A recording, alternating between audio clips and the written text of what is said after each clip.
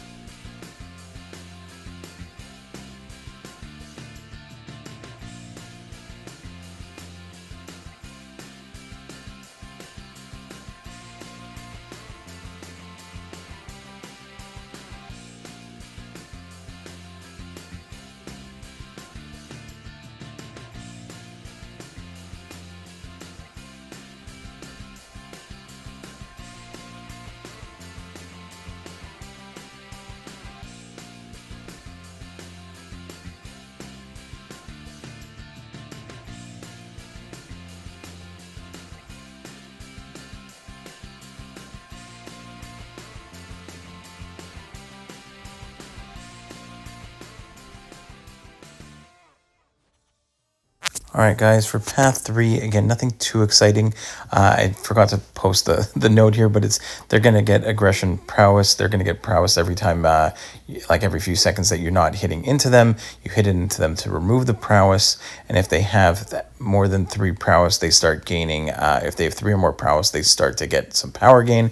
I just went with Chavez here because at least I can mitigate that power gain with her like Dark Dimension. But like, so nothing too crazy there. But you could use whoever. I don't think there's anything too crazy. The power gain was not too bad.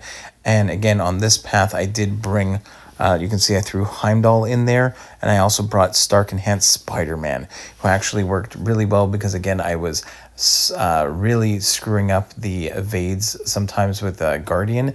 And once I got into a groove with Stark Enhanced Spider-Man, it builds up his poise charges really fast because of the amount of evades that you can get on the special one from Guardian, and he was actually hitting pretty hard. And again, there's no reason to use 5 stars here. This is just again, just try to show some love to the guys who are not completely endgame players and might only have rosters with maybe 5 or 6 stars and not sitting there with a handful of 7-star rank 3s yet, which is totally understandable. I'm going to have people at a wide range of skill levels and, how much time you've been playing the game. Not everyone's been playing for like 6 or 7 years. So if you have a lower level account, here are just some options of how you can get through these fights. And it's not that bad this week. So hopefully this all helps, and we'll see you next week, guys. I'll let the music play out for the rest of this path, and let me know, again, if you have any champions that worked extremely well for you, let me know in the comments. It always helps everybody else. This was really just like my first crack at it, and not even using my best ones, just kind of using whatever 5 stars I had that I thought could get through it. So I did get through it, all 3 paths, but just the 1 revive, which is pretty good. So let me know how you guys did it, what you used. Always fun to see. See you in the next one, guys. Bye-bye.